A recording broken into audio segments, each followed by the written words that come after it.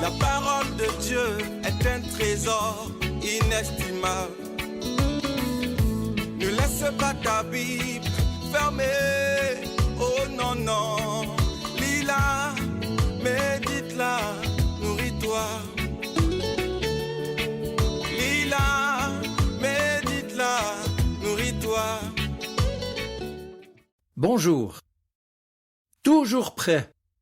C'est la devise des scouts, des éclaireurs du monde entier. Mais ici, c'est sur un ton interrogatif. La question donc que Jésus nous pose à chacun avec la parabole qu'il raconte en Matthieu 25, versets 1 à 13. Je vous invite à la relire. Alors, nous demande-t-il: toi, es-tu prêt? Es-tu prêt à m'accueillir alors que je reviens bientôt? Pourrais-je te prendre avec moi à mon retour? Ou bien es-tu trop occupé pour t'en soucier? Es-tu en train de dormir? Bref, aujourd'hui, le Seigneur nous rappelle que nous devons être vigilants et préparés afin de pouvoir rencontrer Jésus et partir avec lui lors de sa prochaine venue. Il est vrai qu'à minuit, comme à n'importe quel autre moment du jour et de la nuit, il peut survenir et nous appeler à partir avec lui. Allons-nous rester sur place ou ferons-nous partie de ceux qui l'emmènera avec lui? L'évoquant, le dernier chapitre du livre de l'Apocalypse affirme comme une ultime fois, et cette promesse est l'attente des chrétiens. Et je cite, « Oui, je viens bientôt », nous dit Jésus. Alors, répondent les chrétiens, « Amen, viens, Seigneur Jésus ». Maintenant, bien entendu, dans un autre registre, les aînés parmi nous savent aussi que la mort ne prend pas de rendez-vous à l'avance, ce qui fait écho encore à la déclaration conclusive de Jésus dans notre texte de Matthieu 25. Vous ne connaissez ni le jour ni l'heure. Et cela rappelé, je m'empresse de le préciser, qu'être vigilant ne veut pas dire alors vivre dans la crainte, la peur ou l'angoisse. Cela veut dire vivre notre vie de foi, d'espérance et d'amour en assumant la responsabilité que le Seigneur nous confie dans ce monde, à commencer par être ses témoins, lumière, sel dans ce monde, agissant avec sagesse et lucidité, mais en attendant son prochain retour. Or, juste avant cette interpellation de Matthieu 25, je remarque que Jésus a parlé de maître et de serviteur, et juste après, il en parlera encore. Après, avec cette parabole bien connue, dite des talents. Or, entre les deux, donc, une autre image ici, celle de ces 10 jeunes filles qui sortent à la rencontre de l'époux. Sans doute est-ce pour nous rappeler dans ces 3 textes qui se font suite que ce qui importe, c'est bien la relation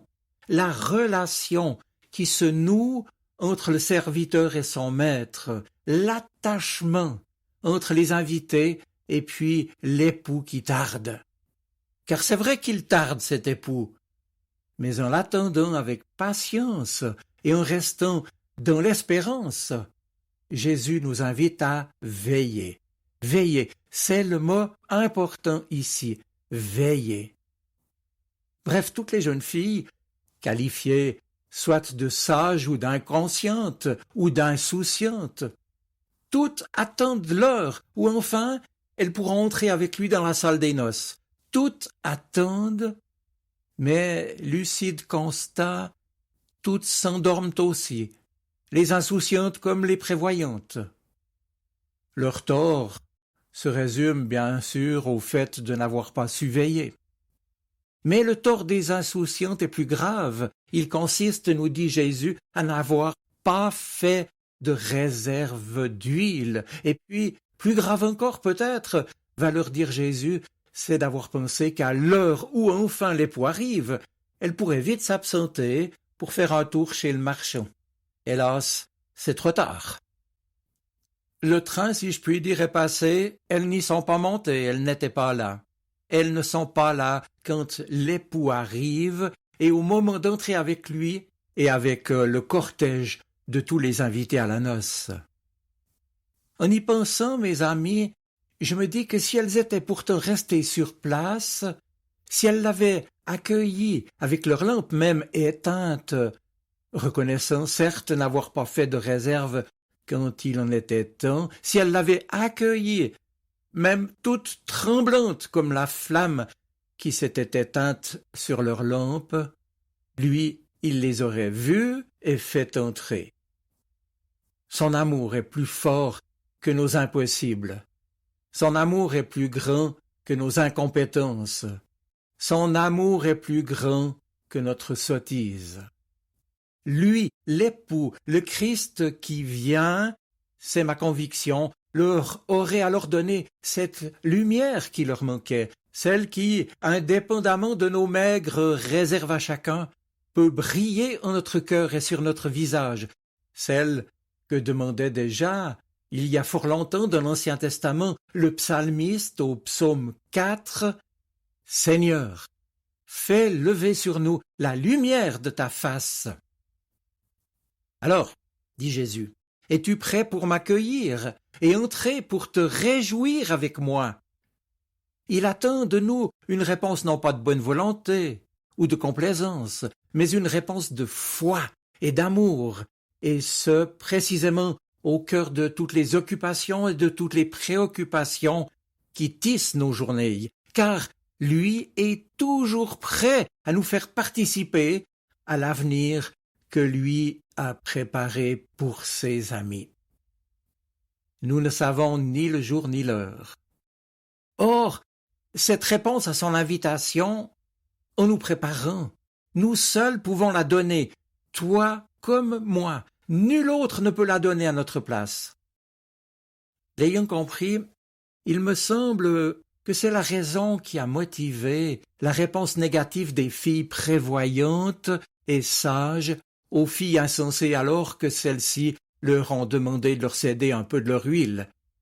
Il ne s'agissait pas là d'égoïsme, mais simplement d'une réponse où l'on voit que notre attente du Seigneur ne peut être que personnelle et non transférable, et puis surtout qu'elle engage notre avenir.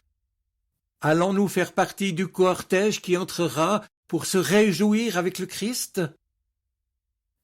Mes amis, n'attendons pas demain, qui peut-être n'arrivera jamais, pour garder allumée notre lampe.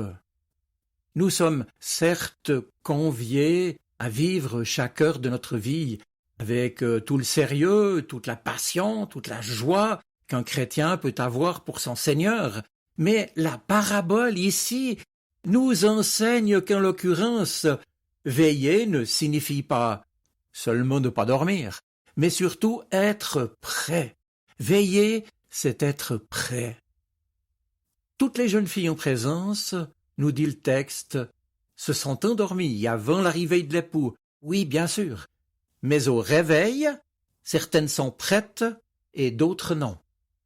Et voilà ce que signifie être sage et prévoyant. Il ne s'agit pas d'attendre le dernier moment de notre vie pour faire ce que nous devons, mais de le faire maintenant déjà, pendant qu'il est encore temps. D'ailleurs, si c'était aujourd'hui pour moi la grande échéance, comment y suis-je préparé? Et puis j'ajoute qu'il est juste de penser que la lampe ici dans notre parabole est le symbole de la foi qui éclaire notre vie, et que l'huile, elle, symbolise l'amour qui nourrit la lumière de la foi, qui la rend féconde. Et dans cette perspective, la condition pour être prêt à la rencontre avec le Seigneur, ce n'est donc pas seulement la foi, mais une vie chrétienne nourrie par l'amour. Dès lors, si nous sommes préoccupés uniquement parce qu'il nous semble le plus commode, le plus facile, par la seule recherche de notre intérêt, eh bien inévitablement, notre vie, telle une lampe, deviendra obscure et s'éteindra progressivement, incapable de partager la lumière avec les autres, parce que non nourris par l'huile de l'amour. Mais si au contraire nous sommes vigilants, faisant provision d'huile, nous pouvons être confiants et sereins en attendant la venue de l'époux. Alors lui, le Seigneur pourra venir à n'importe quel moment, et même durant notre sommeil, et même le sommeil de la mort ne nous effrayera pas, car lorsque nous sommes attachés véritablement au Christ vivant, la foi est quelque chose de plus fort que le mal et la mort, de plus profond que les valeurs périssables de ce monde, parce que fondée sur la fidélité, sur la bonté, sur l'amour de Dieu qui prend soin de nous. Mais notre foi, elle a donc toujours besoin d'être entretenue et nourrie. Alors si je peux le dire en quelques mots, la foi inspire l'amour et l'amour garde la foi. Voilà, il est temps de conclure, mes amis.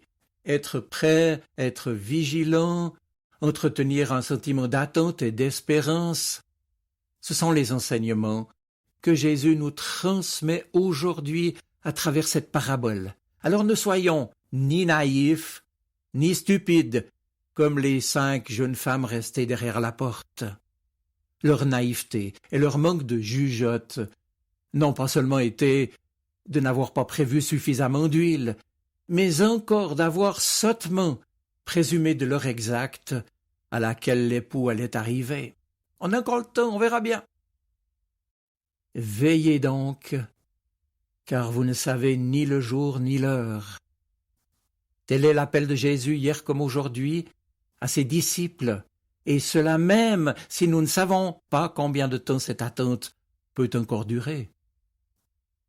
Et bien que le Seigneur, dans sa miséricorde, nous accorde à chacun la grâce qu'à l'heure de notre rencontre avec lui, nous puissions entrer avec lui dans ce qu'il a préparé pour nous. Je vous souhaite une bonne semaine. Soyez bénis. Amen. La parole de Dieu est un trésor inestimable. Ne laisse pas ta Bible fermée.